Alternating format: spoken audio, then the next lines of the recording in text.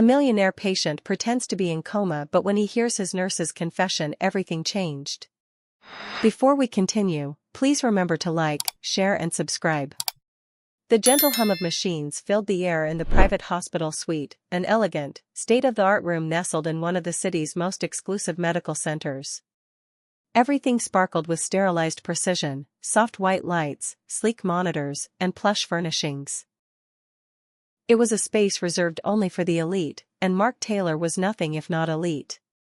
Lying motionless in the hospital bed, Mark's body seemed lifeless. Tubes ran from his arms, his chest rising and falling in perfect rhythm. The doctors had labeled him comatose after a devastating car crash on the highway. To the outside world, Mark Taylor, the iron-willed business tycoon, was clinging to life. But the truth was far more complex. Mark was not unconscious. Behind his closed eyelids, his mind was fully alert. He heard every conversation, felt every shift in the room, and registered every whispered word. He had faked the coma, using the accident as a chance to vanish from the world that worshipped his wealth but scorned his soul. For years, Mark had ruled over his empire with an iron grip. Rising from nothing, he built his fortune through daring acquisitions and brutal takeovers. He didn't ask for favors. He didn't give second chances. His name alone struck fear in boardrooms. But while his bank account soared, his human connections withered. Friends had drifted, lovers had vanished, and even family had grown distant. His wealth insulated him, but it also isolated him. Now, in his self-imposed stillness, he watched his world unfold from a place no one could question. Nurses came and went, unaware of the sharp mind listening beneath the still frame. Doctors spoke with clinical detachment, discussing his prognosis with no hesitation. Some even spoke freely about his wealth, his influence, and the mystery of how such a powerful man had ended up broken on a roadside. But it wasn't the medical staff he was most interested in. It was the parade of visitors, some genuine, others opportunistic. His estranged sister appeared after years of silence, speaking softly to his inert form. A former business partner, once betrayed by Mark, came with rehearsed sorrow, trying to look sincere. He even overheard a trusted employee quietly suggest to a nurse that maybe Mark's will should be revisited. None of them knew he was listening. And that was the point. Mark had grown tired of the empire he built. Tired of the masks, the battles, the constant strain of staying on top. In pretending to be comatose, he found a strange peace. Freedom from decision-making, from scrutiny, from expectations. But more than that, he found clarity. He saw who truly cared, and who wore caring as a disguise. He heard truths spoken only in assumed privacy. And for the first time in years, he reflected, not on profits, but on people. He began to understand the cost of his success, the relationships he had sacrificed, the man he had become. But how long could he keep up the act? Mark knew he couldn't stay hidden forever. Sooner or later, a decision would come, to reveal the truth and face the consequences, or to let the world believe he was gone and slip away into a new life. For now, he remained still, letting the world revolve around his silent figure, gathering secrets and truths in the quiet. The millionaire's secret wasn't that he had fallen, it was that, for the first time, he had chosen not to stand back up. Not yet. Sarah Parker moved quietly through the sterile hospital corridors, her white shoes making soft, measured steps across the polished floors. Though exhaustion tugged at her limbs and her shift had stretched far past its usual end, she pressed on with steady focus. She had built a reputation over the years, one of kindness, patience, and quiet resilience. Patients adored her, doctors respected her, and fellow nurses often leaned on her calm in moments of chaos. But behind Sarah's composed exterior was a storm she couldn't always control. She came from a modest background, a small town, a close-knit family, and a life built on making the most of very little. Nursing had always been her dream, not for the prestige, but for the people. She wanted to help, to heal, to be a light in the darkest rooms. Yet in reality, that noble calling had left her worn thin. Financial struggles loomed constantly. Sarah had taken on extra shifts, sometimes going days with only a few hours of rest. Her fiancé, Jake, once supportive and proud of her dedication, had grown distant.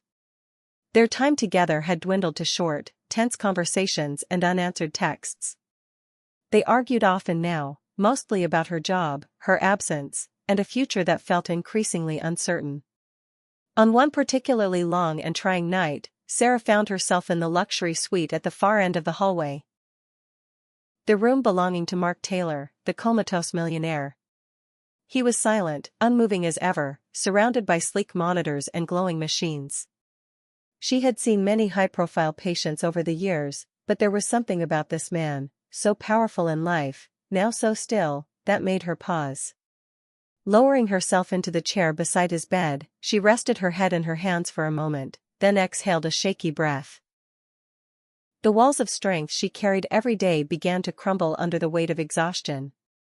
"I know you can't hear me," she whispered, her voice raw with emotion, "but I just need to talk." And so she did. She spoke softly, more to herself than to the man in the bed. She talked about Jake and the widening gap between them. About the bills piling up, the dreams that felt further away each day, and the ache of constantly giving but feeling invisible. She admitted she was scared. Scared of failing, of being alone, of not being enough. Tears welled in her eyes, but she didn't wipe them away. In that quiet room, with only the hum of machines as witness, she let herself be vulnerable for the first time in weeks. Mark, still as stone, heard every word. Though his face remained blank, inside, something shifted. Her confession touched a part of him he had long buried, the part that remembered what it was like to feel, to care, to be human. Unknowingly, Sarah had broken through the walls he had built. And without even realizing it, she had become the one person who could change everything. The hospital suite was silent, the kind of silence that pressed against the walls and wrapped around everything inside. Machines beeped gently, keeping rhythm with the man who lay still beneath crisp white sheets. Mark Taylor had heard countless voices during his time pretending to be comatose. Doctors discussing his prognosis, visitors speculating about his wealth, but none had affected him. Until now. Sarah sat quietly beside him, her scrubs wrinkled from a double shift, her eyes tired but still flickering with something raw and real. She hadn't come here intending to speak, but something in her had broken loose. She needed a release, and the man in the bed, silent and supposedly unaware, was the only one who wouldn't judge her. "I don't even know why I'm talking to you," she began softly, her voice thick with emotion. "You're one of them. The rich. The untouchable. People who'll never understand what it's like to struggle." She exhaled shakily, brushing her fingers through her hair. "Every day I give everything I have to this job. I watch people suffer. I hold hands with dying patients. I clean up messes no one else wants to see. And then I go home to more problems I can't fix." Mark listened, unmoving, his mind suddenly alert in a way it hadn't been in years. "I'm so tired of pretending I'm okay," she said. "You know what the worst part is? People like you, people with power, money, you get to look away. You don't have to carry this weight." She paused, then continued, more to herself now. "Jake doesn't get it either. I think I've been holding on just because I'm scared. Scared to let go, scared to be alone. But maybe I already am. Maybe I've been alone for a long time." The words hung in the air. Honest. Unfiltered. Her pain was etched into every syllable. Mark lay still, but inside, something stirred. This woman, this stranger, had just laid bare her soul in front of him. She had no idea he was listening. That he could feel the bitterness in her voice, the sadness in her silence. And yet, unlike the polished speeches he'd heard from executives or the cold strategy meetings that filled his life, her words struck him. They weren't calculated. They were real. For the first time in years, Mark felt more than indifference. He felt shame. He felt curiosity. And he felt something that surprised him most of all, empathy. Her frustration forced him to confront the truth. His success had built walls, not bridges. He had lived a life of control, power, and distance. But here, in this sterile room, a nurse with tired eyes and a trembling voice had reminded him of what it meant to be human. She got up quietly, never knowing what her confession had done. And as the door clicked softly behind her, Mark Taylor blinked once, just once, his first voluntary movement in days. Something had changed. The hospital room was quiet again, but this time it felt different. The air was heavier, charged with the weight of something unspoken. Mark Taylor lay in the same position as always, still, composed, his features unreadable, but inside him, everything had shifted. Sarah's words from the night before echoed relentlessly in his mind. Her pain, her honesty, her resentment toward people like him, it had all cut deeper than he expected. For the first time in years, Mark had felt the sting of truth. Not in a boardroom, not in a balance sheet, but in the voice of a woman who had nothing to gain and everything to lose. He had built an empire, amassed a fortune, and ruled with an iron will. People feared him, respected him, envied him. But none of that meant anything anymore. Because what he didn't have, what he had spent years avoiding, was connection. He had run from vulnerability, from emotion, from anything that resembled weakness. And now, lying in a bed he didn't truly belong in, Mark finally saw what he had become, a man rich in wealth but bankrupt in spirit. He couldn't stay silent any longer. The next morning, Sarah returned to work, still weighed down by everything she had confessed. She hadn't planned to visit Mark again, but something drew her to his room, a quiet pull she didn't fully understand. Maybe it was guilt, or maybe the strange comfort of having spoken her truth without consequence. She opened the door and stepped inside. Then she froze. Mark was sitting up. His eyes were open, alert, fixed on her. The machine still beeped steadily beside him, but the man who had once been unmoving was now very much awake. Sarah dropped the chart in her hands. "You're awake?" Mark's voice was quiet, slightly hoarse. "I have been. For a while." Confusion flickered across her face, quickly replaced by disbelief, then anger. "What do you mean?" "I've been pretending," he said, his gaze steady. "I wasn't in a coma. I just needed to disappear. To watch. To think."